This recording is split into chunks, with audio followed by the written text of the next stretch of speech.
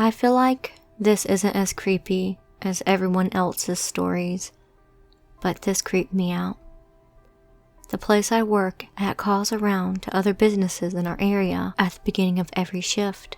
Maybe 1 or 2 months ago, I talked to this guy from one of the other businesses.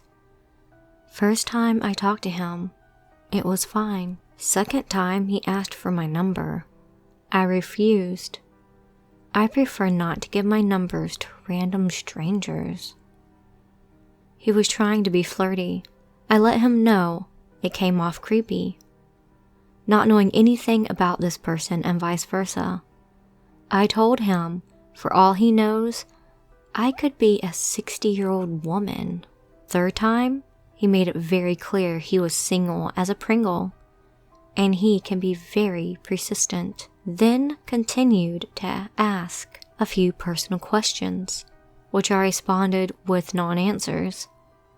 Fourth time, he told me he probably was way too old for me anyways, 40s, and talked about his son that's in his late teens. Then started asking about my workplace and how it's pretty nice compared to the other businesses in the area, and he needs to check it out soon, which I then referred to a better business in the area. This Saturday, I had gone into work to finish some paperwork.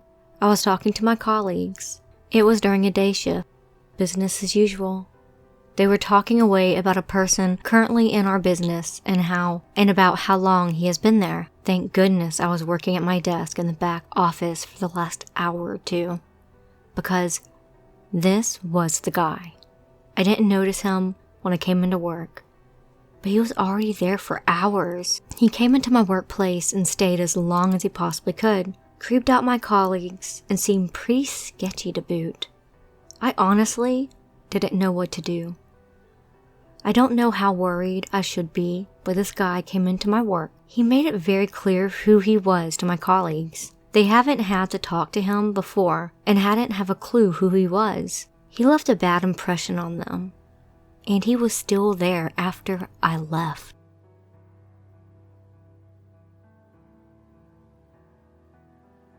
This happened when I was about 14 to 15.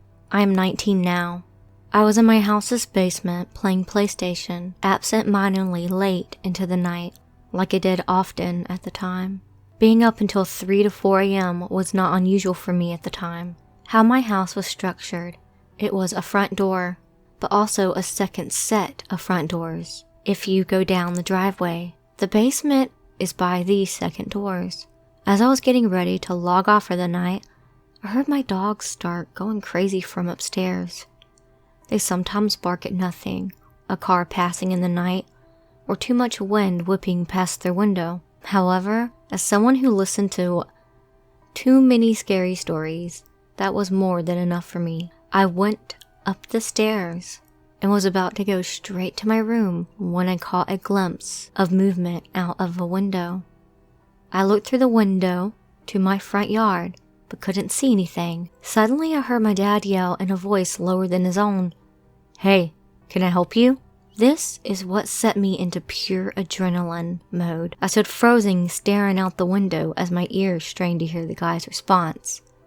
I still got nothing before my dad continued, "Sorry, you have the wrong house. Get off the property."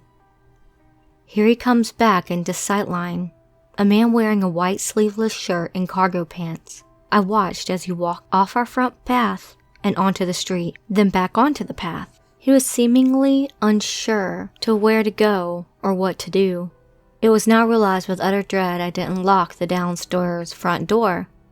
I finally break my frozen spell and run back downstairs and lock the front door.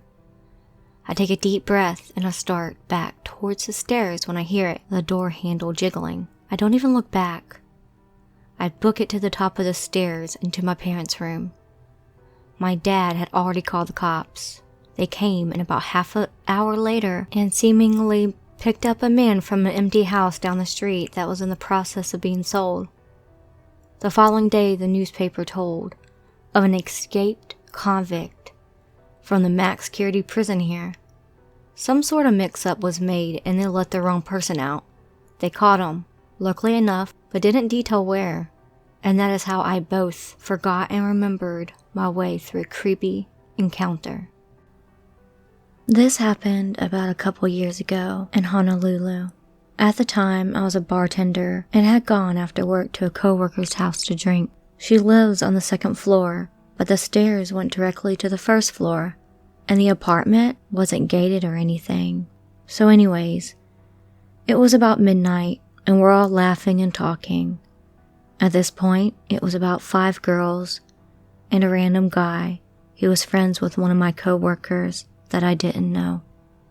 We're all hanging out, and suddenly the place goes quiet since we heard the random guy friend speaking with someone outside of the apartment. We weren't expecting anyone else, so we were extra attentive.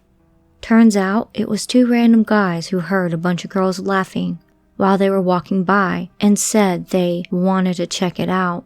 I was honestly so perplexed by this. Like, wait, what? You heard people laughing from a home, so you thought you'd walk up to their house and join? I don't know if they were on drugs or if they had any ill intention, but altogether it was pretty weird. As a female introvert, this goes against all of my instincts, so I could only imagine the kind of headspace these guys were in. I felt really grateful to have had that one guy in the house who was able to confront the guys and politely send them off. I can really only wonder how it would have went down if it would have been all chicks. Would they have turned away if we told them to go?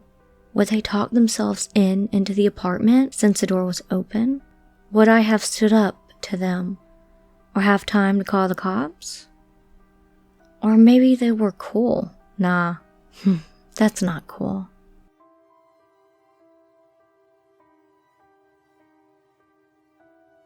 I, 23 female, was on my way to work, going down a main street which had 2 lanes on each side, making a 4-lane road. The speed limit was 45 miles per hour, so I was going pretty fast.